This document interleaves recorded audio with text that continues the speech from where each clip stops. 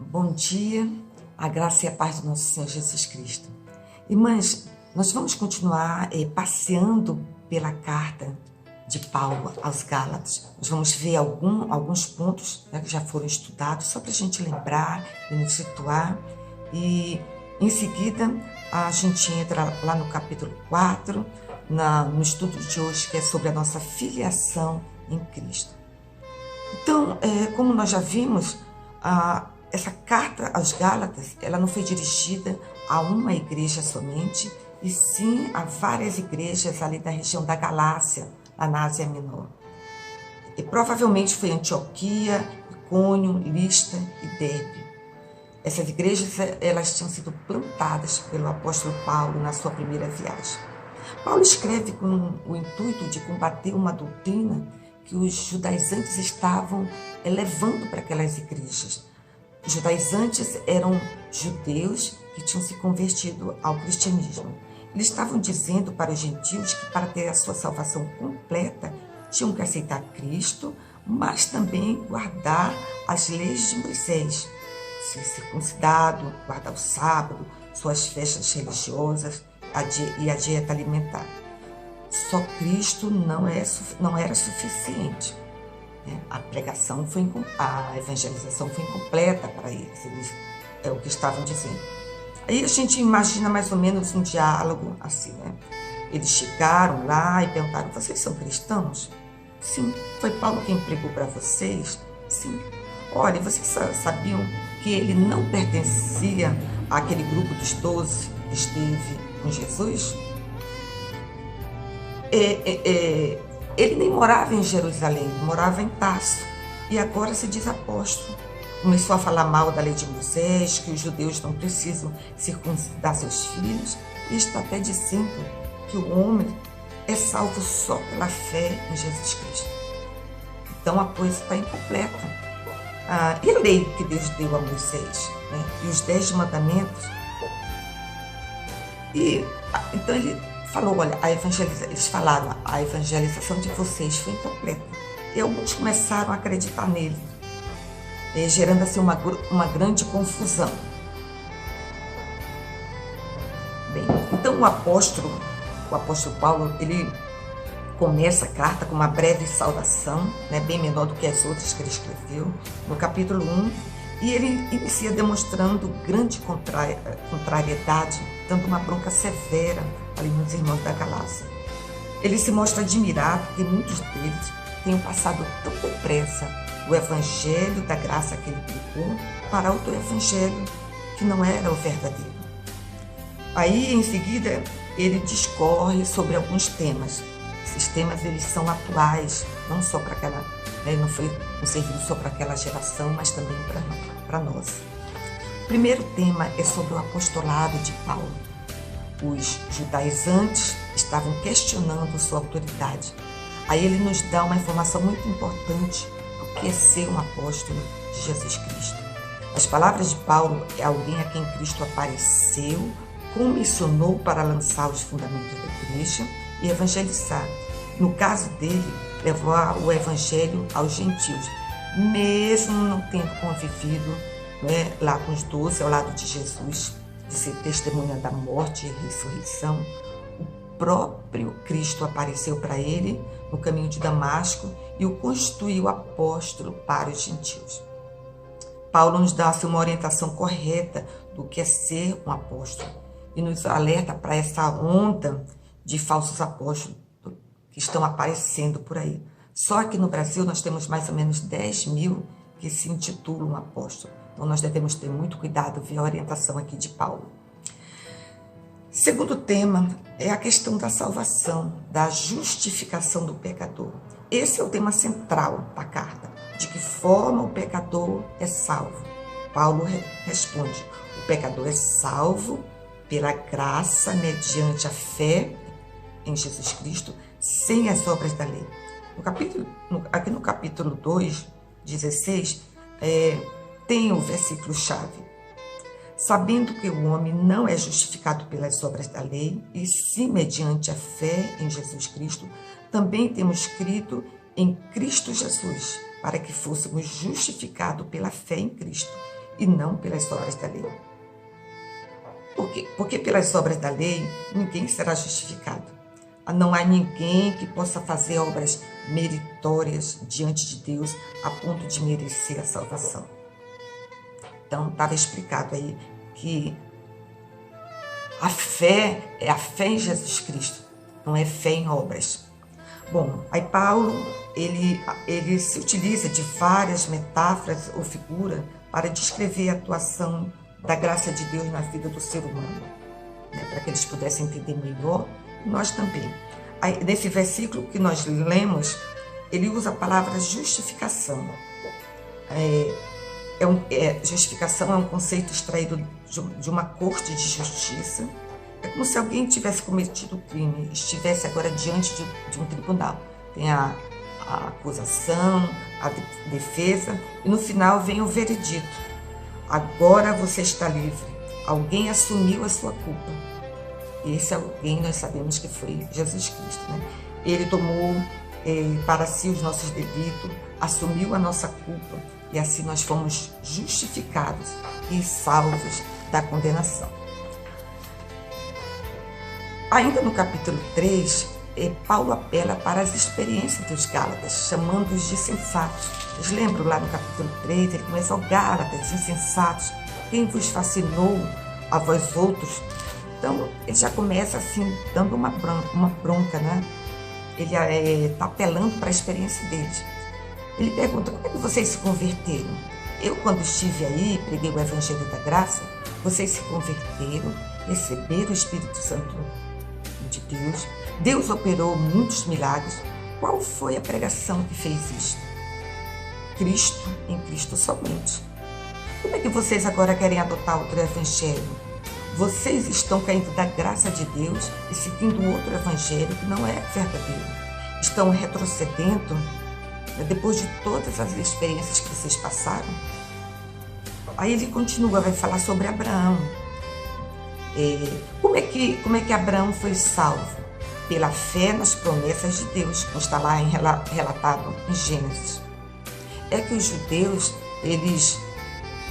para eles, só quem tinha direito às promessas feitas por Deus a Abraão eram os judeus.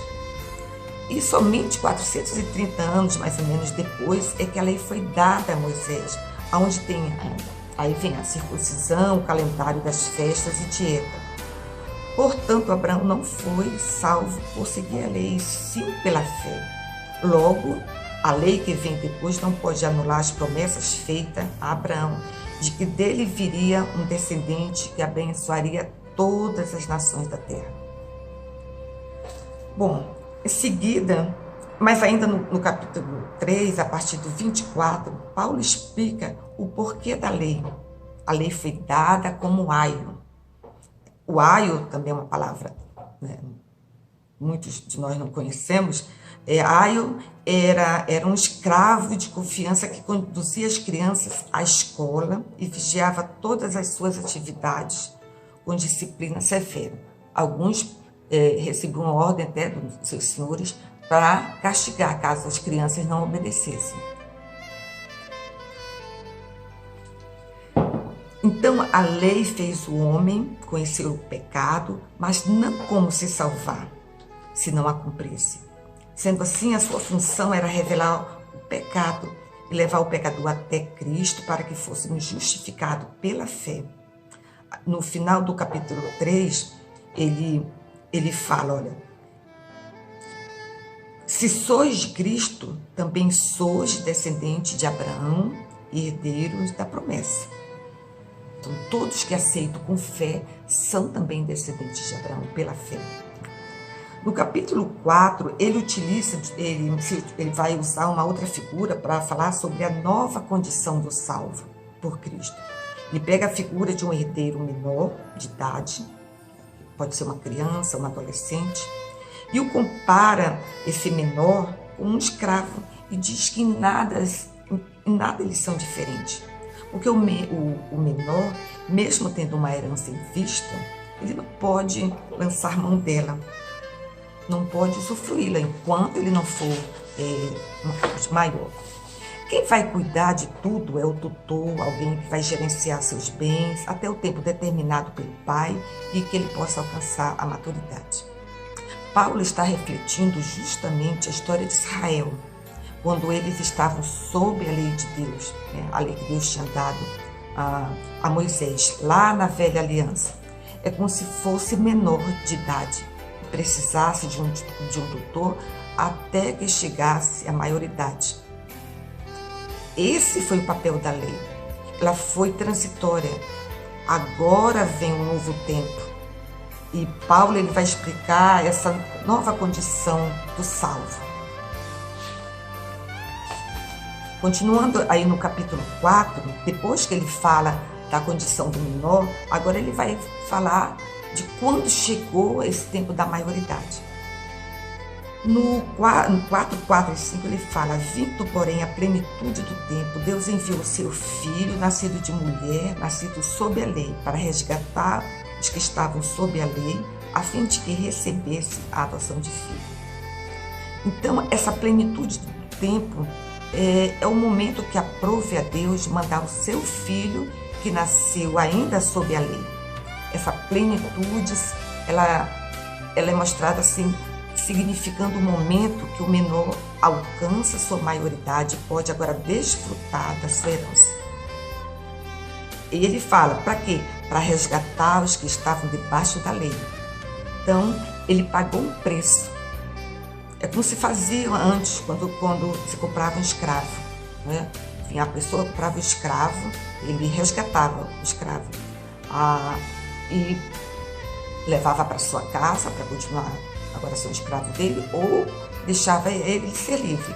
Foi assim que Cristo fez, né? Pagou um preço. Agora nós somos livres. E além disso, de sermos livres, né? De sermos justificados, de sermos livres, agora nós recebemos a adoção de filhos. Somos filhos de Deus, com todos os privilégios. Somos herdeiros de Deus. Então, não parou só ali no ser livre. Nós recebemos agora a adoção e agora nós somos filhos e herdeiros reais. Lá no versículo 6, ele fala, continua explicando, né? E porque vós sois filhos, enviou Deus ao nosso coração o Espírito do seu Filho, que clama, Abba, Pai. De sorte que já não és escravo, porém filho, e sendo filho também, herdeiro de Deus. Então, como filho, agora nós podemos nos achegar até Deus, cultivar uma intimidade com Ele, através do conhecimento de Cristo e de toda a Escritura. Nós temos que manter essa intimidade com o nosso Deus, conhecê-lo mais, saber a vontade dele para a nossa vida. E se nós conhecermos o Filho, nós também vamos conhecer o Pai. Então, concluindo, os Gálatas precisavam saber que não era mais necessário se submeter à lei, né, como os judaizantes pregavam. Cristo fez toda a obra ali na cruz. Ele fez uma obra completa. Esse também deve ser o nosso entendimento. Nós devemos compreender e viver a graça de Deus. Aí o autor da lição, ele nos faz uma pergunta, né? Como é que nós estamos vivendo? Como é que nós podemos viver essa graça de Deus? E ele dá algumas respostas para que a gente possa pensar, né? Refletirmos como é que nós estamos vivendo essa graça de Deus.